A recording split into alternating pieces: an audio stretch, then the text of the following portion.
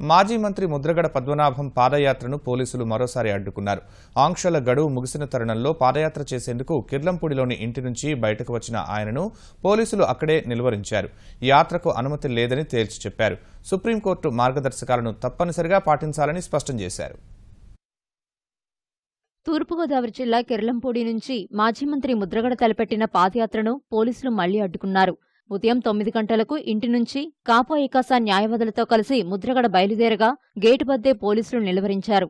పాదయాత్రకు సంబంధించి 2009లో సుప్రీంకోర్టు ఇచ్చిన మార్గదర్శకాల ప్రతిని పోలీసులు ఆయనకివ్వబోగా పత్రాలు తీసుకునేందుకు ముద్రగడ నిరాకరించారు. పోలీసులతో మాట్లాడి తిరిగి ఇంట్లోకి వెళ్లిన ముద్రగడ రిజర్వేషన్లు సాధించే వరకు పోరాటం ఆగదని స్పష్టం చేశారు. మేము లూటీలు చేయడానికి రావట్లేదే, ఇసుక దోపిడీ చేయడానికి రావట్లేదే, బ్యాంకులు దోపిడీ చేయడానికి రావట్లేదే, బంగాళ షాపులు దొంగతనం చేయడానికి పాదయాత్ర చేయట్లేదే, ఎందుకు ఈ ఆంక్షలు? ఓఎస్సీ గారు చెప్పాను, ప్రతిరోజు కూడా నేను యాత్ర చేయడానికి బయటకు వస్తానండి, అనుమతి ఇస్తే వెళ్తాను, ఇవ్వకపోతే వెనక్కి వచ్చేస్తాను. అలా ఎన్ని రోజులు సరే ఈ కార్యక్రమం ఆగదండి.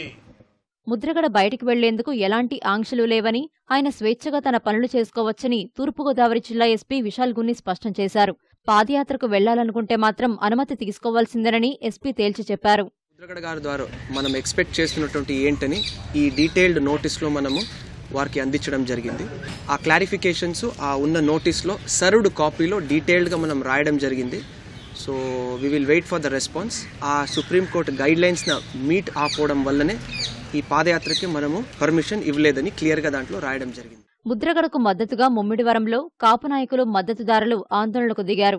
కంచాలపై గరిటెలతో కొట్టి నిరసనలు తెలిపారు.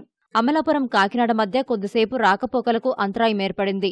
ముద్రగడ పాదయాత్ర దృష్ట్యా పశ్చిమ గోదావరి జిల్లాలో జాతీయ రహదారి వెంబడి భారీగా పోలీసులను మోహరించారు.